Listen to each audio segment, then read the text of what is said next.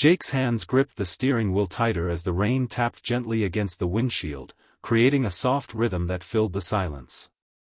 It had been another long shift at the diner, and all he could think about was getting home, putting Lily to bed, and collapsing onto the couch. In the back seat, his daughter, just 7 years old, lay curled up under a blanket, her small face illuminated by the dashboard's faint glow, her stuffed bunny cradled in her arms. As Jake turned onto the narrow road that cut through the woods, his headlights caught something unusual, someone standing on the shoulder. He slowed instinctively. In the glow, he saw her, a woman in a soaked, torn wedding dress, barefoot and shivering, strands of her hair clinging to her face. Her eyes darted to the truck, wide with a mix of fear and desperation. For a second, Jake considered driving on. Strangers at night could mean trouble, especially with Lily in the car. But something in the woman's expression stopped him. She didn't look dangerous. She looked lost. Broken in a way he recognized but couldn't explain. He pulled over slowly, rolled down the window. "You okay?" he asked. The woman hesitated, glanced at Lily, then nodded faintly. Her lips trembled. I just need a ride. Please." Jake looked back at his daughter, then at the woman again.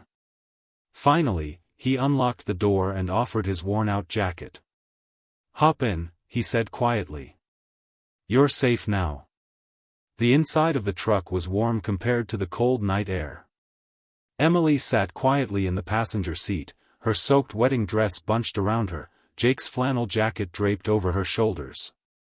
The hum of the heater filled the space, along with the occasional soft snore from Lily in the back. Jake glanced at Emily out of the corner of his eye, not wanting to push, but curiosity tugged at him. She stared out the window, watching raindrops race down the glass. Her hands trembled slightly, clutching the jacket like it was the only solid thing left in her life. "You hungry?" Jake asked gently, trying to break the silence. She shook her head. "No, thank you." Her voice was quiet, barely above a whisper. After a long pause, she finally spoke again, eyes still fixed on the darkness outside. "She's lucky, your daughter." Jake frowned slightly. "Why's that?" Emily turned her gaze toward him, her expression soft but tired. "Because she has someone who's there. Really there. I never had that. And I almost married someone who didn't know how to be that either." Jake didn't ask for details. Instead, he nodded slowly. "I'm just doing my best. That's all anyone can do." Emily gave the faintest smile. "That's more than most." They drove in silence for a few more miles, a quiet understanding forming between them. Two strangers crossing paths on the edge of heartbreak, yet somehow, in that small truck, they both felt a little less alone. The diner's warm lights spilled out onto the wet pavement as Jake pulled into the parking lot. It was a small, cozy place on the edge of town, nothing fancy, but it had hot food and a kind waitress who never asked too many questions. He guided Emily inside while Lily, still half asleep, leaned against his side. They took a booth by the window. Jake ordered coffee and soup for Emily without asking, sensing she needed something to ground her. She sat across from him, hands wrapped around the warm mug, her torn dress hidden beneath his oversized jacket. For a while, they just sat there, the clink of cutlery and the low hum of late-night radio filling the silence. Then Emily finally spoke. "I was supposed to marry him 2 hours ago," she said quietly. "A man with private jets, staff, money to burn. But he didn't love me, he wanted to own me. I realized that this morning, but I waited until the last second to run." Jake didn't flinch, didn't judge. He just listened. He knew what it felt like to be abandoned at the worst moment. When Lily was born, his wife left, chasing dreams that didn't include diapers or night feeds. "I gave up everything I thought I wanted," Emily continued. "And somehow, it feels like the first right thing I've done in years." Jake looked at her with quiet understanding. Sometimes starting over isn't losing. It's surviving. In that tiny booth, two people with broken pasts shared something real, and healing quietly began. By the time they reached Jake's small home, the rain had stopped and the sky was beginning to clear, the moon casting a soft glow over the front yard. Jake gently lifted Lily from the truck and carried her inside while Emily followed quietly, still clutching his jacket tightly around her. The house was modest, worn furniture, a small kitchen, toys scattered here and there, but it radiated warmth and simplicity. Jake pointed to the couch. "It's not much, but you're welcome to rest here tonight," he offered. Emily nodded gratefully, her eyes already scanning the room, not with judgment but with a quiet yearning.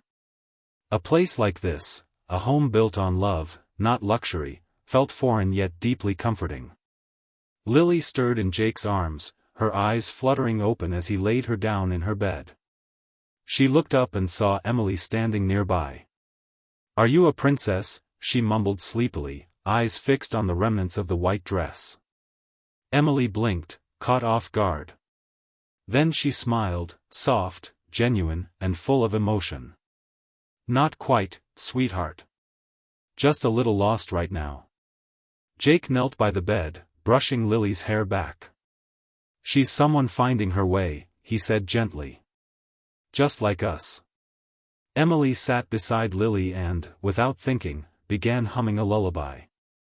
Her voice was shaky at first, then steadied, wrapping the room in peace.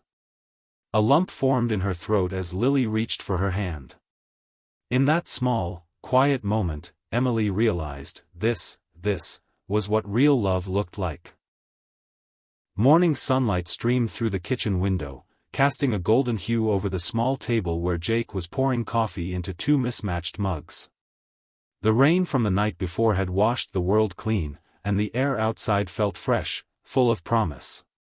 Emily sat across from him, her hair still damp from a quick shower, now dressed in a borrowed hoodie and sweatpants Jake had found for her. Neither of them spoke much at first. The silence was no longer heavy, it was comforting. Healing. Emily cradled the mug in her hands and looked out the window, watching Lily chase bubbles in the yard, barefoot in the dew-soaked grass. "She's beautiful," she said softly. Jake nodded. "She's my whole world." Emily turned to face him.